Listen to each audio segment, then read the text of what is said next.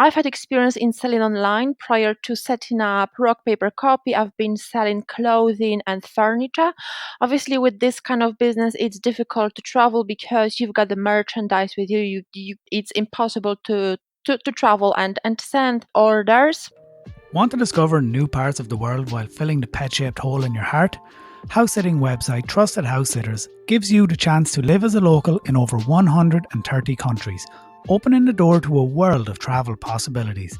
And with thousands of pets looking for caring sitters like you every day, there's no doubt you'll discover the perfect travel opportunity with the perfect travel companion. Whether you want to wake up in a Spanish beach condo with a cat or a high-rise apartment in New York City with K9 Company, house sitting allows you to see the world in a new way. And not to worry if cats and dogs aren't your thing. Trusted House Sitters has pets of all shapes and sizes, from alpacas and horses to rabbits and hamsters. Find out more about house sitting and unlock a whole year of unlimited sits with adorable pets by visiting trustedhousesitters.com or download the Trusted House Sitters app on the Apple or Google Play Store. Welcome to the Digital Nomad Cafe podcast, the show where we discuss what it takes to create a sustainable long-term online business in today's fast-moving environment. We talk with industry experts and freelancers alike to find out what it takes to build and manage a location-independent business. Hello and welcome to another episode of the Digital Nomad Cafe podcast. I'm your host, Adam Finan, and today's guest is joining me all the way from the UK, originally from Poland, Maggie Tutabska. I'm not sure if I butchered that. Maggie, welcome to the show. Thank you for coming on. Hi, Adam. Thank you so much. Well, my surname is quite difficult. Even in my own country, it's pronounced Tutabska, but I've heard more than 1,000 different versions, so I'm used to it. Yeah, so Maggie is a Shopify expert and specializes in e-commerce SEO. Her website is rockpapercopy.com. So yeah, I thought you'd be a great guest to bring on to talk a little bit about doing e-commerce SEO. So why don't you take it right back to the beginning and just tell us, why did you decide to want to work online? What led to those decisions for you?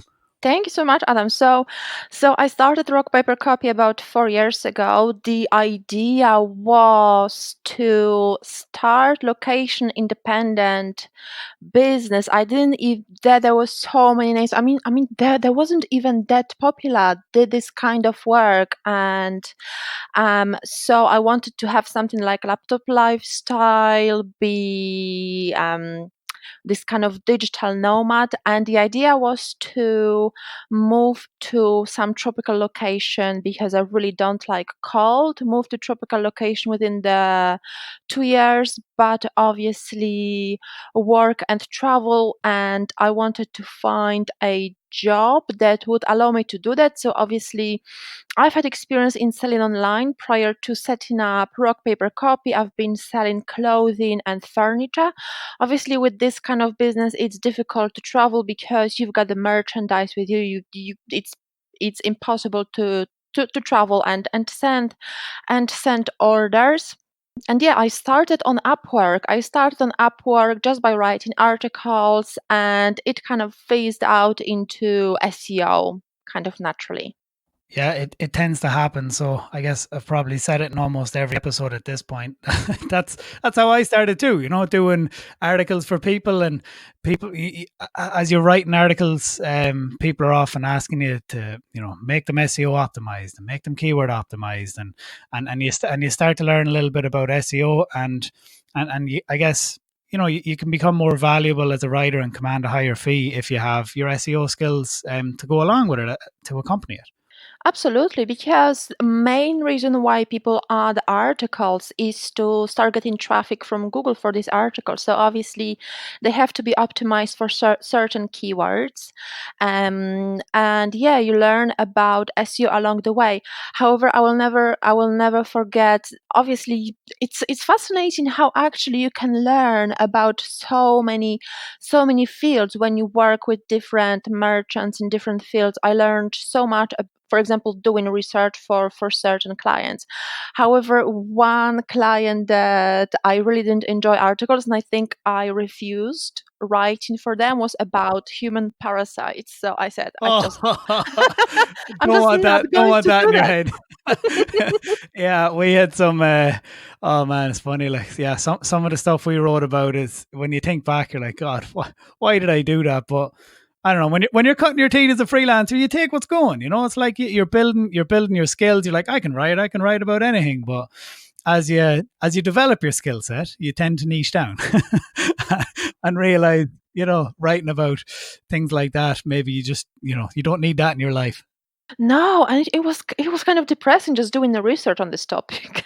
Yeah, it would be scary. So, you started off on Upwork, and how did you get those first clients? What sort of, were you pitching for jobs? Were you also doing outreach outside of the platform? How did that look?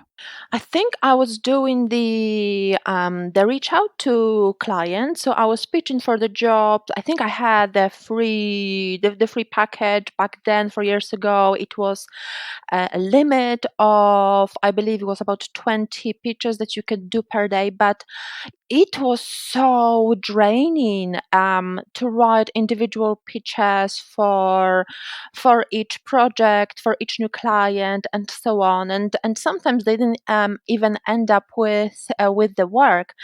And I remember that at the very beginning, I spent a whole, no, not even whole day, 2 days straight, at least 12 hours, working on 1,000 word article that I earned $20 for that.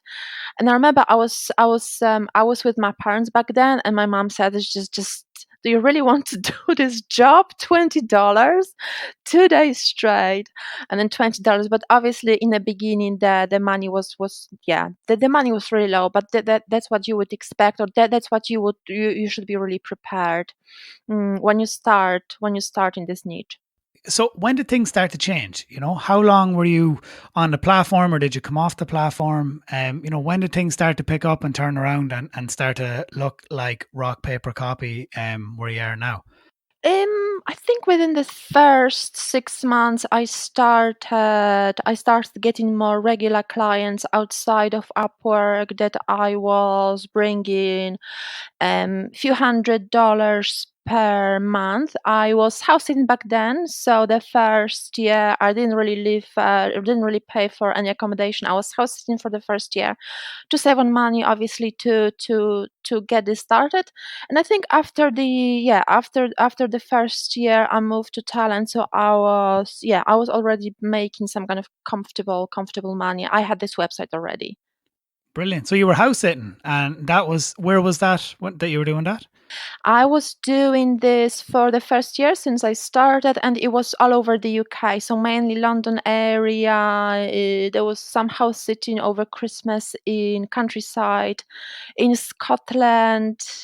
Never been to house sitting to Ireland. I've been to Ireland, but never been house sitting to Ireland. But yeah, all over the UK, and it involved just looking after animals, from dogs to cats to even horses. So that was really fantastic, actually. That was really good fun. And it was a good way for you to travel, work on your business, and not have to have huge upfront expenses like you're saying, living in somewhere like London, or the big cities in Scotland, pay where you'd be paying big rent or big hotel fees. It allowed you to essentially you don't pay for accommodation when you house it, but you look after somebody's animal, obviously take care of the house a little bit, but you're not there as a full-time cleaner or anything either. So Yeah, I mean, so many people should try it even as a holiday idea, because I'm not sure why this method of traveling is not really that popular.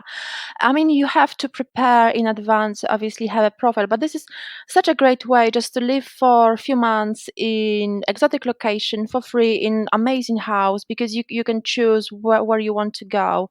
You don't need to pay for bills for anything. It's just fantastic. Really, really fantastic way.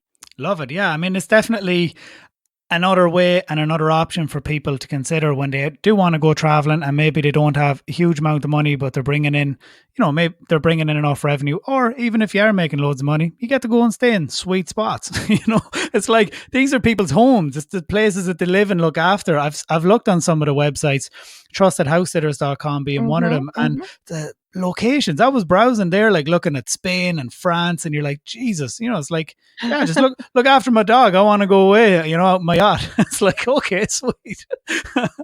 Yeah, I'm down with that, you know.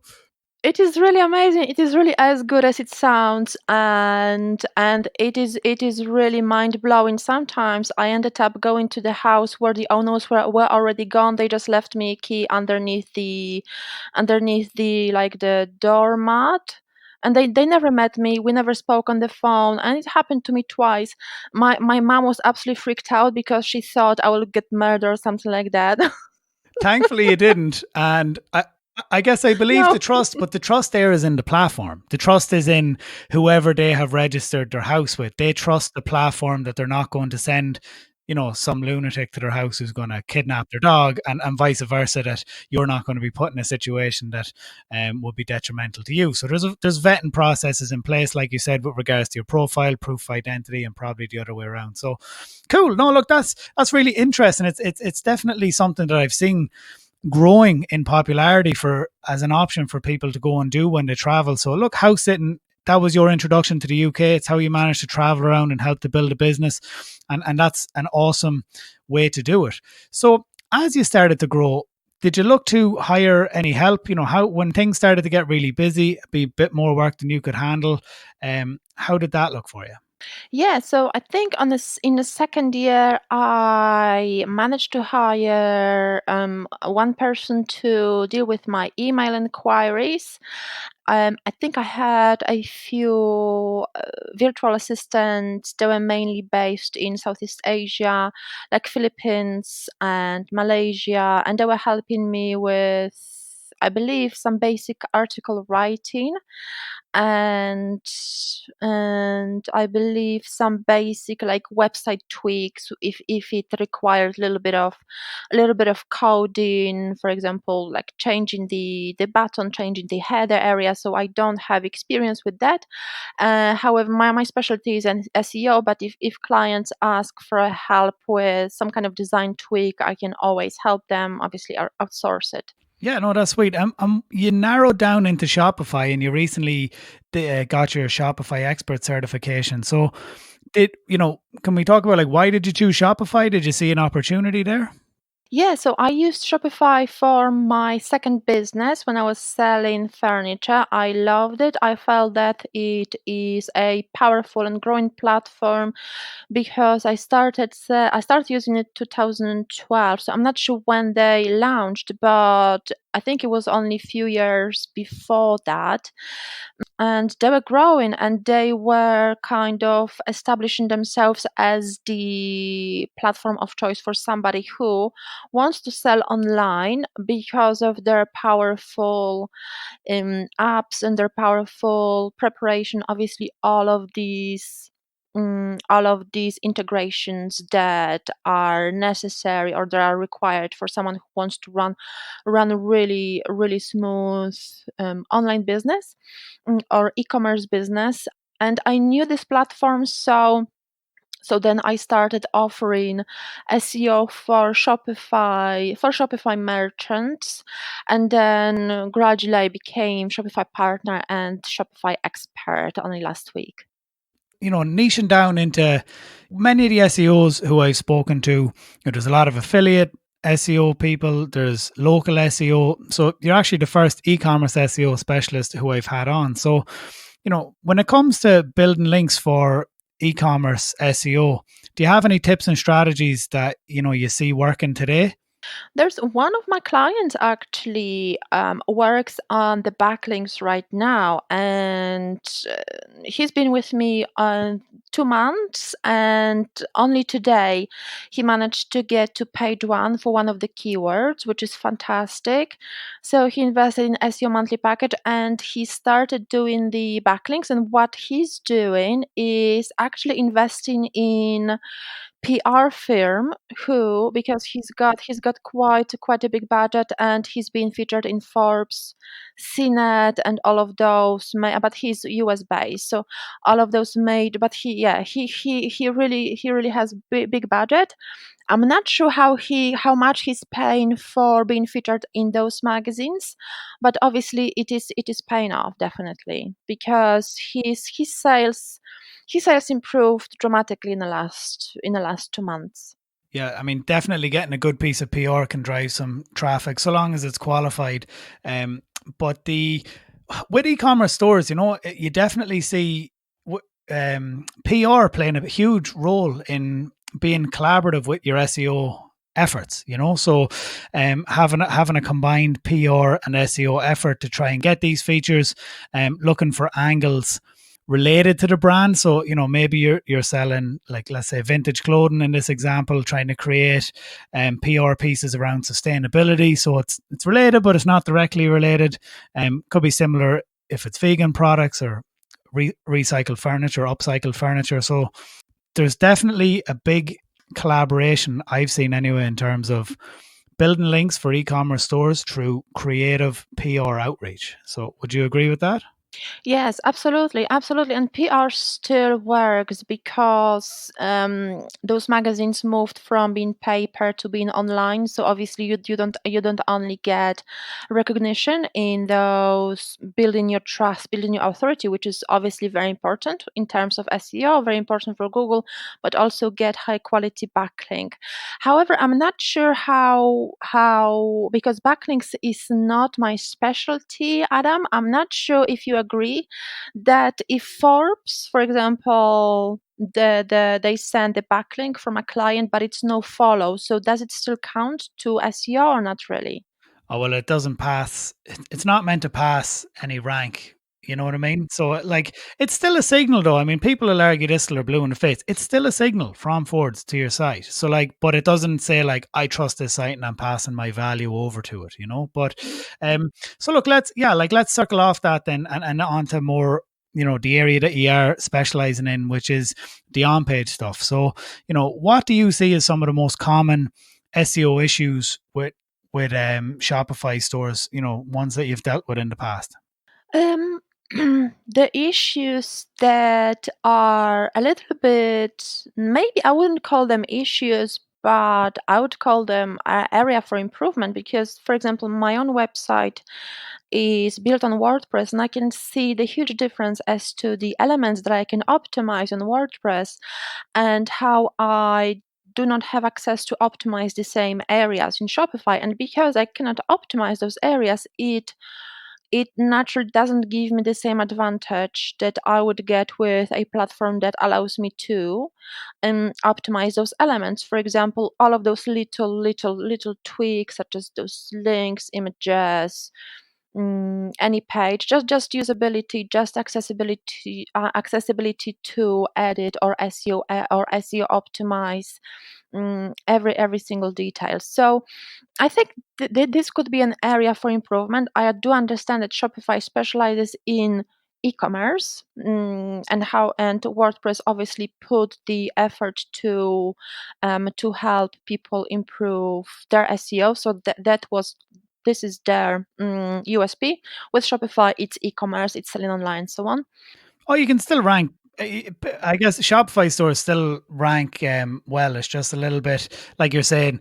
I mean, there are core differences in terms of you can't run crawlers unless you turn them right the way down, and you don't get access to the HT access files. Which if you're used to working with the likes of WordPress, then maybe those are the sort of files some SEOs may live in those files. You know what I mean? So, it definitely takes a bit of a re-education, but overall, I believe that it can still, I mean, it's still a fabulous platform, but you just need to put the SEO strategy in place and work with how the platform works, I guess, like that's what it is really, isn't it?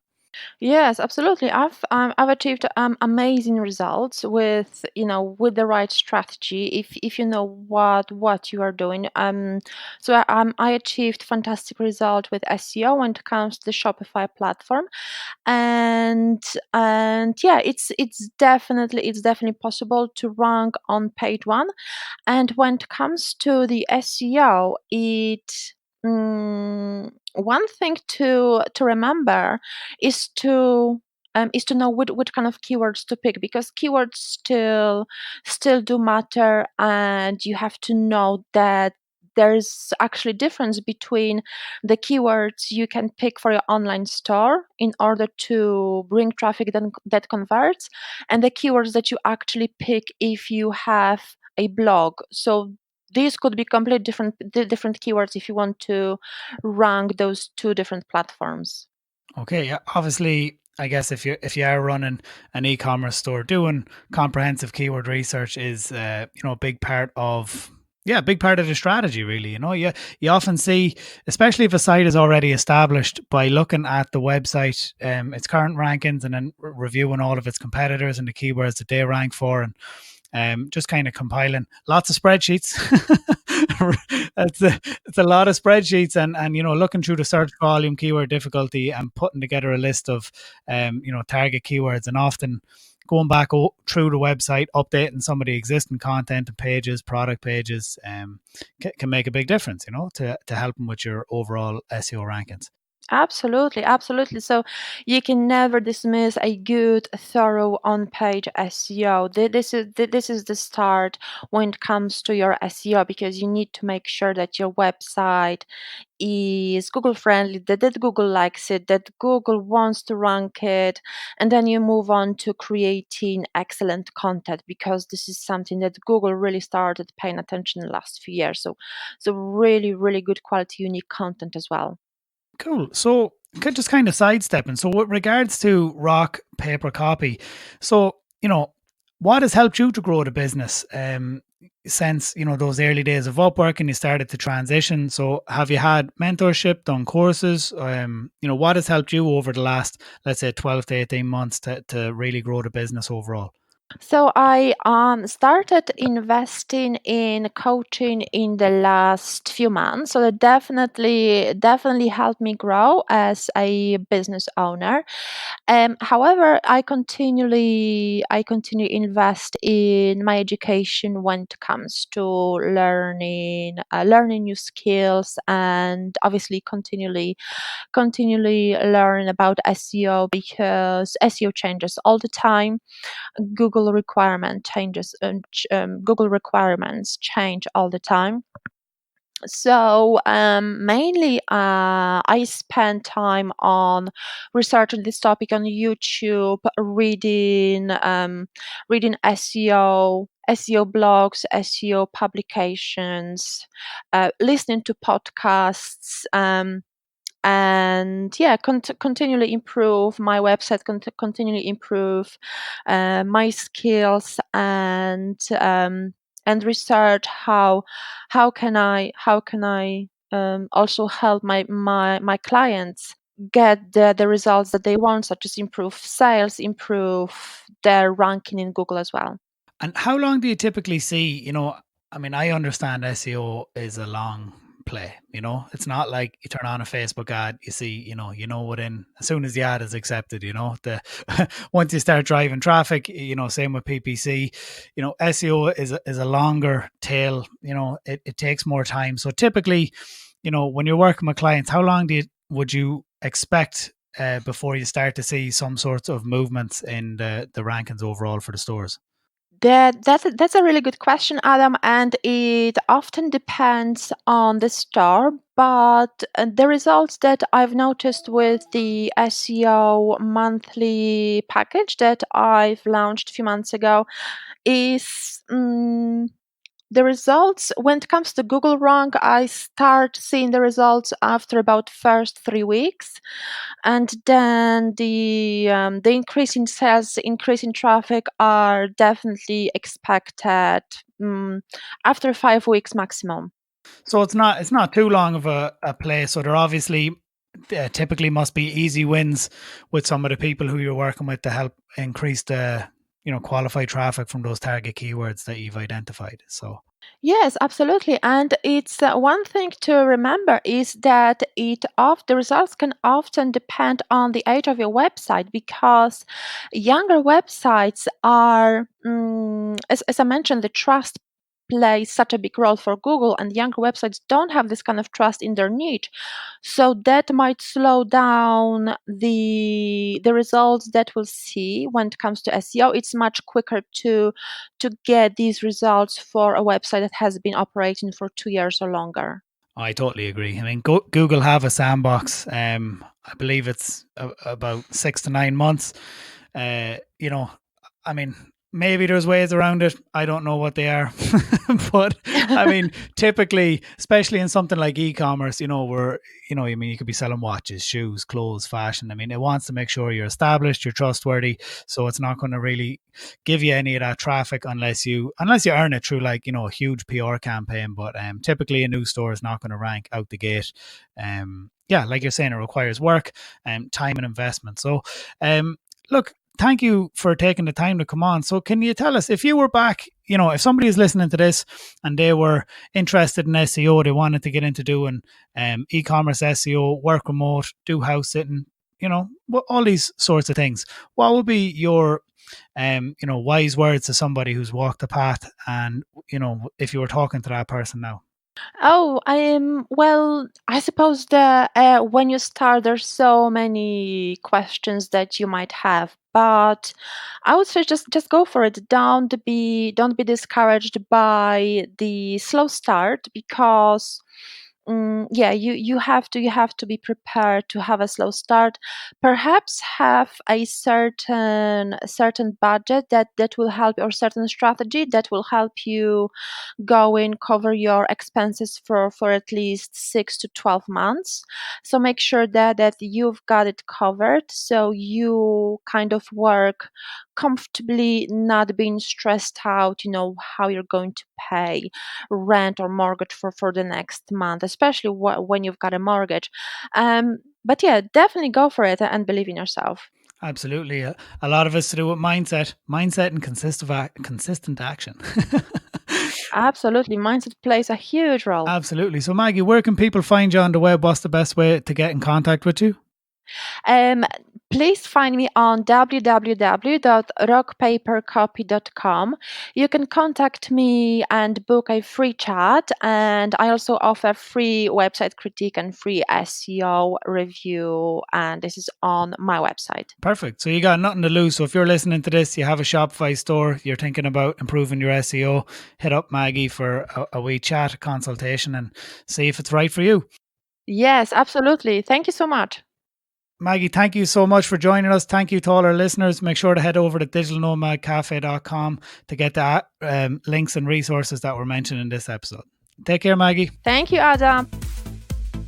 Thank you for listening to the Digital Nomad Cafe podcast. Head over to the website to access the resources and links mentioned in today's episode at digitalnomadcafe.com.